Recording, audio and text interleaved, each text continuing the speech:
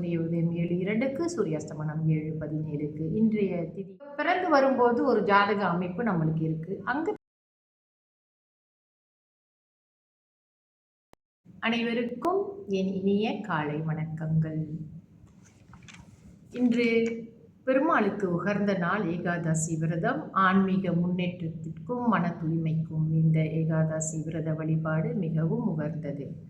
இன்றைய பஞ்சாங்கம் பார்ப்போம். இன்றைய தேதி 13ஆம் தேதி 5ஆம் மாதம் 2026 புதன்கிழமை, தமிழ் மாதம் சித்திரை. இன்றைய சூரிய உதயம் 7:02க்கு, சூரியாஸ்தமனம் 7:17க்கு. இன்றைய திதி தேய்பிறை ஏகாதசி. முடியும் நேரம் இன்று மாலை 4 மணிக்கு. அதன் பிறகு துவாதசி ஆரம்பமாகும்.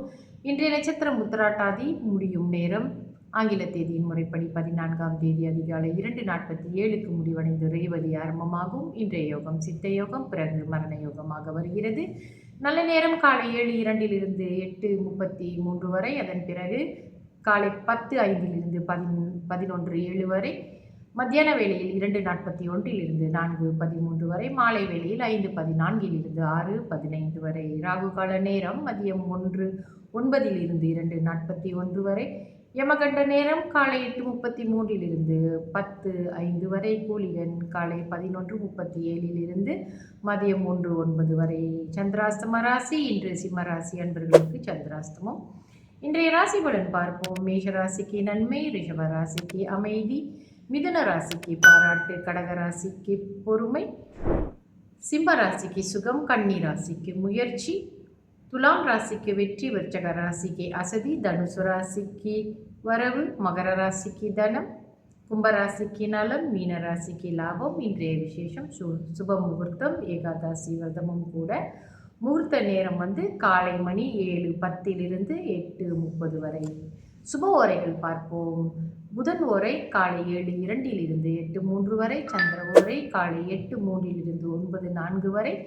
குரு ஓரை காலை 10:05 11:07 வரை. சுக்கிர ஓரை மதியம் 1:09 2:10 வரை.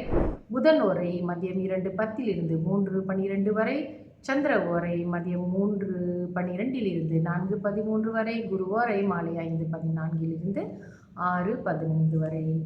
நம்ம பொதுவாகவே பித்ரு தோஷம் அல்லது பித்ரு சாபம் என்றெல்லாம் பேசி கொண்டிருக்கிறோம் அல்லவா.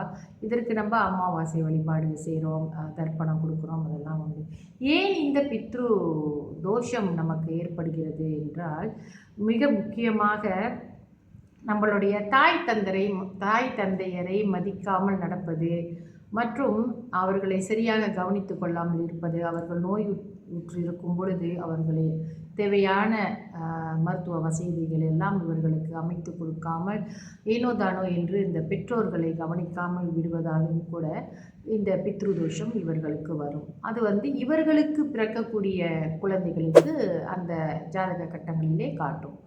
இப்போ நம்ம பிறந்து வரும்போது ஒரு ஜாதக அமைப்பு நம்மளுக்கு இருக்குது. அங்கே பித்ருதோஷம் காட்டப்படவில்லை. அந்த ஜாதகத்தில் நம்மளுக்கு பித்ருதோஷம் காட்டப்படவில்லை. ஆனாலும் வாழும் காலத்திலே நம்மளுக்கு அறிவு தெரிஞ்சு ஒரு நல்லது கெட்டது தெரிகிற காலகட்டத்தில் கூட நம்ம என்ன செய்கிறோம், பெற்றோர்களை அவமதிப்பது, அவர்களுக்கு செய்ய வேண்டிய பொறுப்புகளை செய்யாமல் அவங்கள அலட்சியப்படுத்துவது, வீட்டில் இருக்கிற மூத்தவர்கள், அதாவது பாட்டிமார்கள், தாத்தாமார்கள், எல்லா விதமான எந்த உறவு முறையாக இருந்தாலும் வயதானவர்களை நாம் குறிப்பாக சொல்கிறோம்.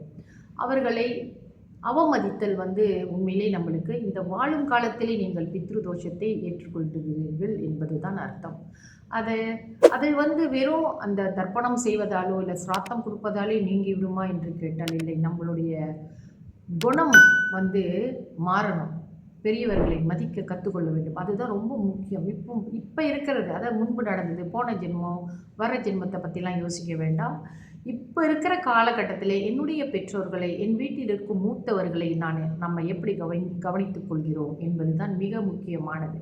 அப்போ நீங்கள் எல்லாம் தர்ப்பணம் செய்கிறீங்க, எல்லா விஷயமும் செய்கிறீங்க, ஆனாலும் உங்களோட வாழ்க்கையில் எந்த ஒரு முன்னேற்றமும் இல்லாமல் ஏதோ ஒரு விஷயத்தில் ஒரு தடங்கள்லையோ எல்லா வருமானத்துலையோ நீங்கள் பாதிக்கப்படுறீங்கன்னா ஏதோ ஒரு சாபக்கேடு இருக்கத்தானே செய்கிறது. அது இந்த காலகட்டத்தில் இப்போ வாழும் காலத்தில் கூட உங்களுக்கு நல்லது கெட்டது தெரிஞ்ச பிறகு நீங்கள் அறியாமல் சிலரை இருப்பதால் கூட ஏற்படும்.